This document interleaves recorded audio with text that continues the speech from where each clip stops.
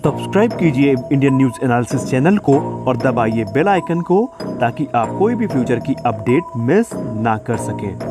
जय हिंद दोस्तों, स्वागत है आपका इंडियन न्यूज एनालिसिस के एक नए एपिसोड में। एक बार हम फिर से हाजिर हैं इस वक्त की कुछ स्पेशल अपडेट्स को लेकर के। और स्पेशल अपडेट मैं इसलिए बोल रहा हूँ क्योंकि आज हम चीन के एक दावे की पोल खोलने वाले हैं। तो वीडियो को अंत तक देखिए ताकि आज आपको सारी बातें समझ में आ जाए। उससे पहले हम बात कर लेते हैं इस समय की एक ब्रेकिंग न्यूज़ की। ब्रेकिंग न्यूज़ ये है कि भारत ने चीन के ऊपर एक बार फिर से बड़ी डिजिटल स्ट्राइक की है और एक बार फिर से 118 चाइनीज़ ऐप्स को भारत सरकार के द्वारा बैन कर दिया गया है, जिसमें PUBG मोबाइल जैसी बड़ी एप्लीकेशन शामिल है। PUBG मोबाइल भारत में सबसे ज़्यादा पॉपुलर ऑनलाइन गेम है और इसकी एक बहुत बड़ी फ़ैन फॉलोइंग भारत में पाई जाती है। भारत में काफ़ी बड़े ई स्पोर्ट प्लेयर के साथ साथ नॉर्मल प्लेयर्स भी इसे खेलते हैं। फिलहाल यहाँ पर उनको समझ लेना चाहिए कि देश की सुरक्षा से बड़ा कुछ भी नहीं होता। PUBG का क्या है, PUBG जैसे गेम फ्यूचर में आते रहेंगे और लेकिन हमें इस समय भारत की जो सुरक्षा है उस पर ध्यान देना होगा।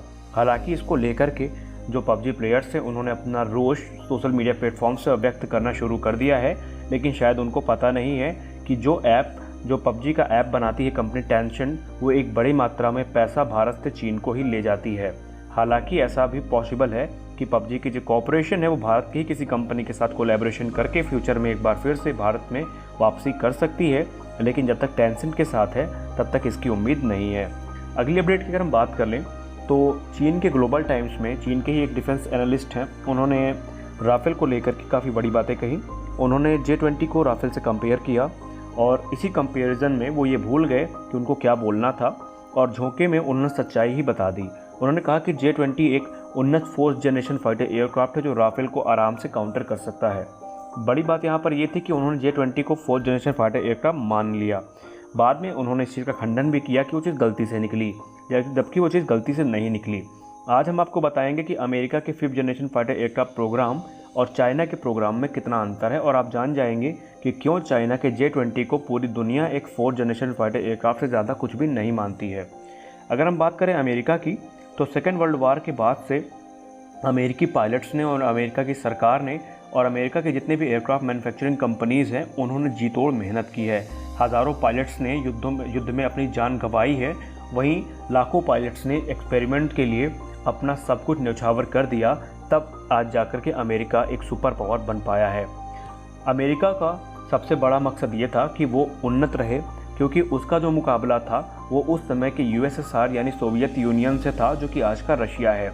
और अमेरिका की इस सुपरमेसी जो कि एयर सुपरमेसी है उसका बहुत बड़ा श्रेय वियतनाम वॉर को और सोवियत यूनियन को जाता है, क्योंकि इनसे मिले कंपटीशन ने अमेरिका को कभी चैन से बैठने नहीं दिया।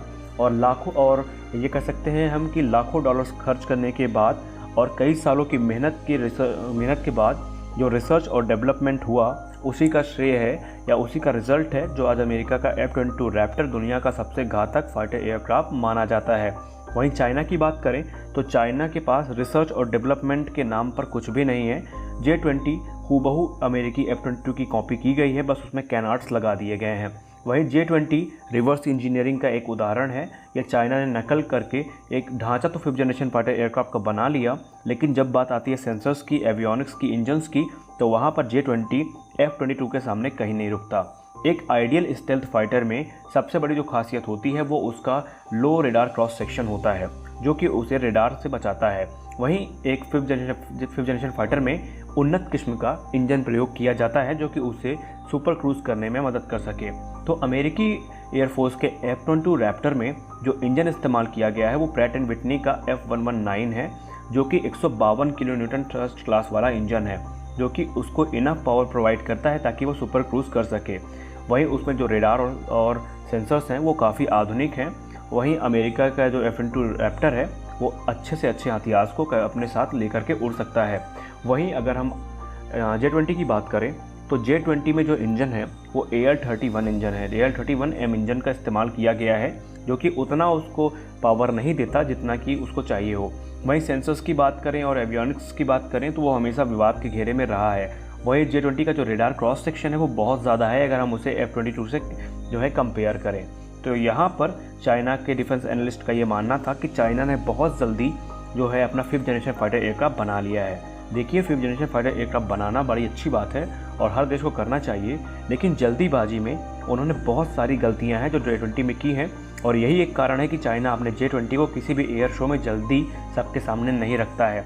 क्योंकि अमेरिका की बात करें या सोवियत यूनियन यानी रशिया की बात करें तो वो किसी भी एयर शो में अपने 5th जनरेशन फाइटर एयरक्राफ्ट को दुनिया के सामने लाने से पीछे नहीं हटते। वहीं चाइना एकमात्र ऐसा देश है जो अपने 5th जनरेशन फाइटर एयरक्राफ्ट को गहने के जैसे संजो करके रखता है, तो यहीं से उसकी पोल खुल जाती है। रही बात राफेल की, तो राफेल कैसा एयरक्राफ्ट है, वो कॉम्बैट प्रूवन भी है और उसे सबसे ज़्यादा भरोसा भी है भारतीय वायुसेना के पायलट्स का।